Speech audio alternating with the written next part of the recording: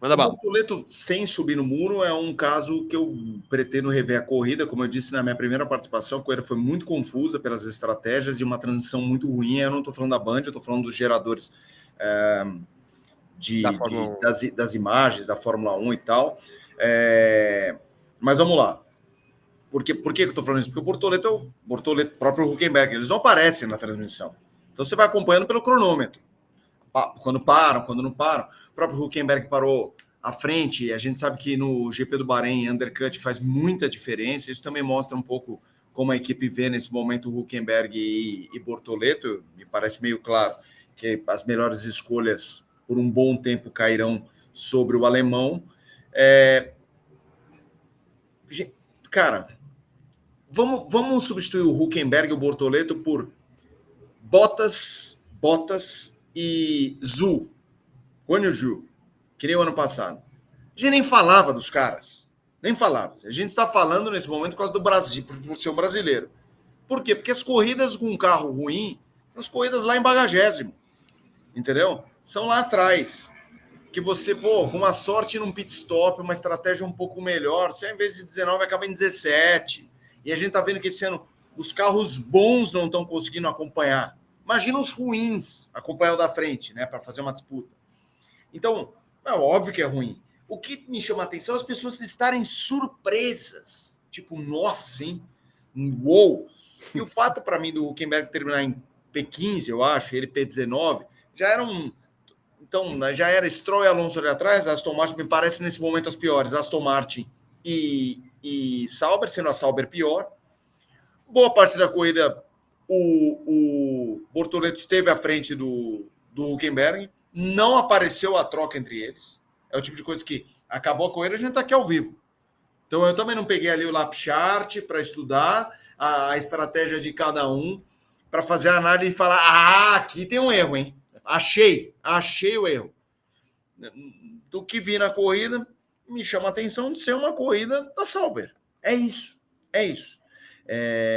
Então, vamos. O Huckenberg, o pessoal está colocando P14, né? Foi P14. P13. P13? É porque teve a punição do Durham depois. Né? Perfeito.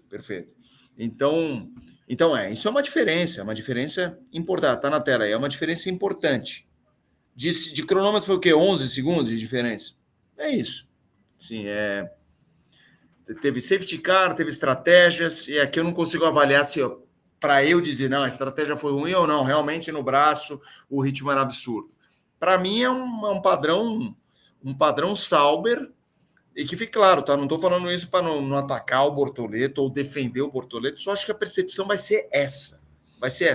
O Bortoleto esse ano viverá de ganhar experiência e brilharecos, como em corridas que ele passou para o Q2 e o Huckenberg passou para o Q3.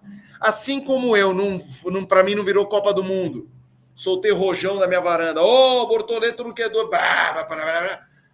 Ele terminar atrás do Huckenberg, eu também não falo, nossa, hein, gente, rebaixamento para a Série B. É nítida a defasagem da Sauber em relação às outras. E para mim, ao longo do ano, isso deve piorar. Mas o ano passado a gente viu a Sauber até nas últimas 2-3 corridas dar uma melhoradinha. É esse tipo de cenário. Ontem a gente viu ele tomar 188 milésimos do Huckenberg, né? Depois o Huckenberg foi punido e tal. Cara, 188 milésimos é razoavelmente pouco. Eu não vou falar que é pouco.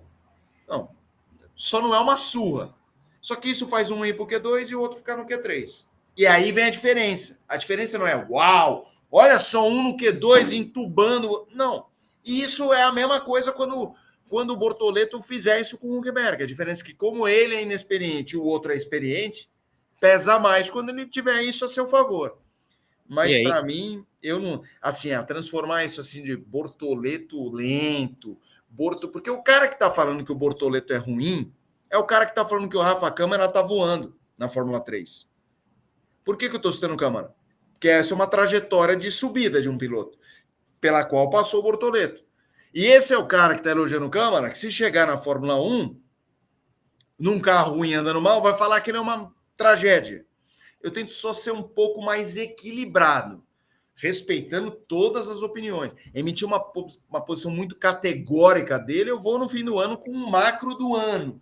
entre acertos e erros. Não foi uma corrida boa, mas não acho que isso rotula como algo definitivo. Mas não, assim que fique claro, o fato do Hülkenberg ser 13º e ele 19º não é uma corrida boa, ponto. Eu só queria entender aonde está a participação dele, onde está a participação da estratégia, onde está a participação das preferências ou não pelo undercut, pela sorte ou não com o safety car. Isso vem na corrida, com a transição ruim que foi, não, e com a corrida caótica, não deu para pegar ainda. Acho que é o tipo de corrida que vale a pena aqueles raios-x, avaliações, esmiuçar a corrida de um e do outro, que eu pretendo fazer depois que a poeira baixar. O Felipe traz pontos interessantes, né? E essa questão de Q1, Q2, Q3, também o Hülkenberg acabou dando um pouco de sorte, né? Porque ele avança ao Q2 de maneira indevida, porque a FIA demora a flagrar ali a extrapolação do limite de pista, então o Bortoleto fica no Q1, o Hulk avança, mas deveria também ter sido eliminado o piloto alemão da Sauber no Q1. Isso faz muita diferença, não tem como. Mas assim, é interessante porque levou 2 corridas para a gente ver as críticas começarem a surgir pro Bortoleto. Concordo, não foi uma corrida boa, ficou muito atrás do Hulk, mas eu queria... Aqui é uma pergunta real para o pessoal do chat que está aqui neste momento criticando o Bortoleto, chamando o menino de Gabriel Barrichello, já jogaram umas tartarugas aqui, Bortolento, etc. E que fique bem claro, hein? Chamaram o Gabriel de Gabriel Bortoleto, desculpa interromper, porque eu vi isso aí. Chamaram o Bortoleto de Gabriel Barrichello é elogio, hein? Porque sim, aí estão atacando 2, hein? Né? Porque assim, estão transformando o Barrichello numa régua de validação de fraca. Peraí, acho que temos uma régua descalibrada, né? Mas enfim, Bortolento, aí é uma ofensa. Gabriel Barrichello, eu sei que quem escreveu está querendo ofender, mas a gente não pode achar que isso é uma ofensa. Mas enfim, desculpa aí. Então, realmente é uma pergunta real para vocês que estão assistindo e que estão falando isso no chat. O que vocês esperam do Bortoleto numa corrida como essa? Qual posição final que vocês esperam dele? Vitória? Ele tá na McLaren? Não tá. Pódio? Ele tá numa Mercedes? Não está. Pontos? Ele está numa Williams, numa Alpine? Não tá. A Sauber claramente é o carro mais lento da pista. É uma pergunta real. O que vocês esperam dele? Gente, não é milagre a Fórmula 1 hoje. Não é sentou no carro, opa, não é Fórmula 2, Fórmula 3 que os carros são mais nivelados, igual a Fórmula 2 ano passado, que o Bortoleto é campeão numa temporada que de 24 corridas são 18 vencedores diferentes. Então, gente, eu acho que vocês têm que ser um pouco mais realistas. O problema é que hoje tá muito fácil de queimar um piloto nas redes sociais, querer sair como hater. É um monte de gente que sequer põe a foto de rosto, põe o próprio nome, só porque ser hater é legal. Não é uma coisa, não pode criticar o Bortoleto. Não, tem que criticar. Falar quando foi uma corrida ruim, tem que falar, foi uma corrida ruim. Mas o moleque tem 4 corridas na Fórmula 1.